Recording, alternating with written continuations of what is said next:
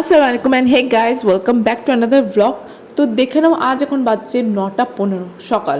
আজকে উঠতে লেট হয়ে গেছে, এটা খুব রেয়ার কেস যেহেতু এখন, কারণ কি টডলারের মা প্লাস একটা বেবি ইনফ্যান্টের মা হওয়ার পর কিন্তু লাইফটা পুরো স্কেডিউলটা একদম আপস অ্যান্ড ডাউনসে চলে।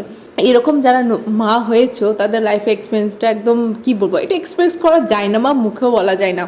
তো টাইম ম্যানেজমেন্ট, কাজ কী করে ম্যানেজ করতে হয়, এইটা একটা খুবই বড় ইস্যু, প্রবলেম হয়েই থাকে। তো যাই হোক, রাতে যখন আমি পারি ধুয়ে নিই থালাগুলো, কিন্তু কাল রাতে আমি পারিনি, মেবি একটু টায়ার্ড ছিলাম বেশি হতে পারে। তো যাই হোক, আজকে আমি সকালবেলা এইগুলো থালাগুলো ধুয়ে নিই। এখন দুটোই বাচ্চা আমার এখন ঘুমাচ্ছে, তো এই ফাঁকা আমি কাজগুলোকে গুছিয়ে নিচ্ছি। আর আজকে পড়ানোও নেই, সকালে টিউশনটা আজকে নেই।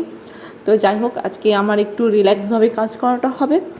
তো আস্তে করে আমি থালাগুলো ধুয়ে নিচ্ছি। তোমরা একটু কমেন্ট করে যারা যারা এরকম আছো, মানে আমার মতন যারা মানে 5 ইয়ার্সের মধ্যে দুটো বেবি কি 4 ইয়ার্সের মধ্যে দুটো বেবি, কীভাবে তোমরা ম্যানেজ করছো বাচ্চা, তারপরে তোমাদের কাজ, তোমরা যদি কোনো ওয়ার্ক পারপাসে তোমরা যদি বাইরে থাকো, তোমাদের এক্সপিরিয়েন্স শেয়ার